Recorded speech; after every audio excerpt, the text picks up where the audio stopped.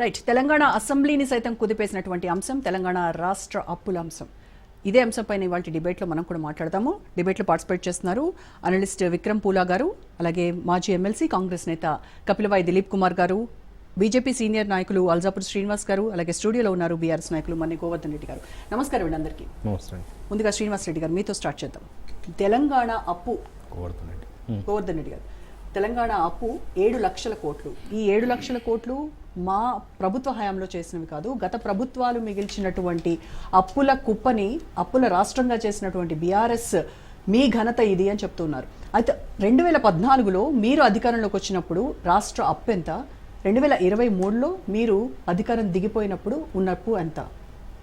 ఇప్పుడు మనం 2014 బిఫోర్ వచ్చింది 63,000 కోట్ల రూపాయలు అప్పు మనకు తెలంగాణ రాష్ట్రానికి పంచడం జరిగింది. ఏపీకి సపరేట్, మన తెలంగాణ సపరేట్.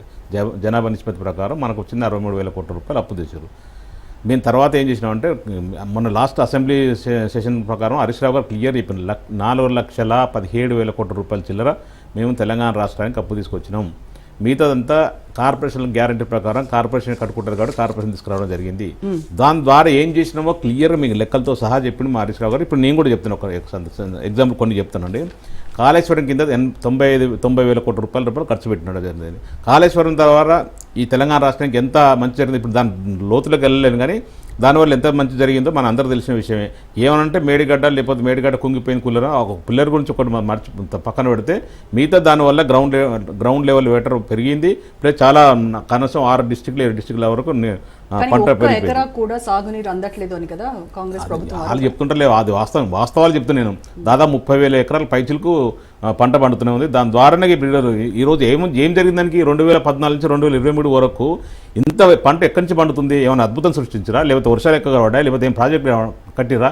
అది కేసీఆర్ గారు ముందు చూపుతోటి మిషన్ కాకతీయ, మిషన్ ఈ కాళేశ్వరం ప్రాజెక్టు, లేకపోతే రంగారెడ్డి పాలమూరు ఎత్తిపోతల పథకము, లేకపోతే కల్వకుర్తి ఎత్తిపోతల పథకం, నెట్టెంపాడు, భీమా, కోయిల సాగర్, సీతారాం ప్రాజెక్టు, ఈ ప్రాజెక్టులన్నీ కడితేనే గ్రౌండ్ లెవెల్ పెరిగింది. మహబూబ్నగర్ ఎడారి ప్రాంతం తెలంగాణ రాష్ట్రంలోనే ఎక్కువ నష్టపోయే ఎడారి ప్రాంతం ఏంటంటే మహబూబ్నగర్ జిల్లా. ఇప్పుడు మహబూబ్నగర్ జిల్లా ఇప్పుడు వనపర్తి పోతే కోనసీమ అంటారు వనపర్తిని. అంత తీర్చిదిద్దిన ఘనత కేసీఆర్ దక్కితే తెలంగాణ రాష్ట్ర సమితి పార్టీకి దక్కుతుంది. ఎన్నిటి ఖర్చు ఎంత అయింది? దాదాపు 2-3 లక్షల కోట్ల రూపాయలు అప్పయింది. మిషన్ భగీరథకు 35,000 కోట్ల రూపాయలు అప్పయింది. ఇవన్నీ ప్రాజెక్టులు ఎక్కడి నుంచి వచ్చినాయి? నెక్స్ట్ 73,000 కోట్ల రూపాయలు రైతు బంధు పెట్టడం జరిగింది. 30,000 కోట్ల రూపాయలు రైతు రుణమాఫీ చేయడం జరిగింది. అంటే 103,000 కోట్ల రూపాయలు అక్కడ జరిగిపోయింది. రైతు 24 అవర్స్ కరెంట్ ఎక్కడి నుంచి వచ్చింది? 24 అవర్స్ నెలకు సంవత్సరానికి 10,000 కోట్ల రూపాయలు ఖర్చు పెట్టారు. అంటే ఈ 9 సంవత్సరాలు ఎంత ఖర్చు అయిందో దాన్ని బట్టి దాదాపు 1,00,000 రూపాయల కోట్లు. లేదా పవర్ గ్రిడ్లు, థర్మల్ పవర్ ప్లాంట్ ఒకటి, మన ఇక్కడ యాదాద్రి పవర్ ప్లాంట్ ఒకటి, ఇవన్నీ పునరుద్ధరణ చేయడం జరిగింది. గ్రిడ్ పవర్ పెంచడం జరిగింది, ట్రాన్స్ఫార్మర్లు పెంచడం జరిగింది. గతంలో ఇప్పుడు 2014 ఎట్లుండే తెలంగాణ రాష్ట్రంలో ప్రతి పవర్ తక్కువ వచ్చేది, మోటార్లు పేలిపోయేది, ట్రాన్స్ఫర్ కాలిపోయేది, ఇబ్బంది పడుతుంది రైతాంగాని.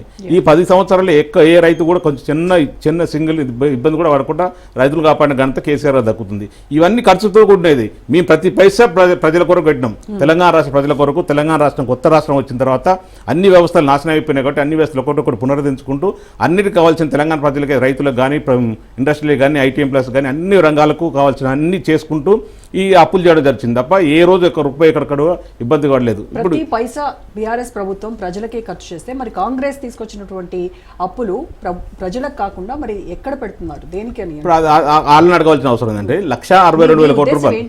అదే చెప్తున్నా, 1,62,000 కోట్ల రూపాయలు. ఏమనంటే అప్పులు కట్టినాం, మిత్తి కట్టినాం, అప్పులు కట్టినాం చెప్తున్నారు. అబద్ధం. కాగ్ లెక్కల ప్రకారం ప్రతి నెల 2,900 కోట్ల రూపాయలు కడుతుంది అప్పు. మళ్ళీ రిజర్వ్ బ్యాంక్ లెక్కల ప్రకారం 2,200 నుంచి 2,500 కోట్ల రూపాయలు అప్పు కడుతుందని చెప్పేసి ఏది కాగు రిపోర్ట్ బయట పెట్టారు, రిజర్వ్ బ్యాంక్ బయట పెట్టింది. మరి ముఖ్యమంత్రి రేవంత్ రెడ్డి గారు నెలకు 6,500 కోట్ల రూపాయలు వచ్చింది అబద్ధం చెప్తుంటాడు.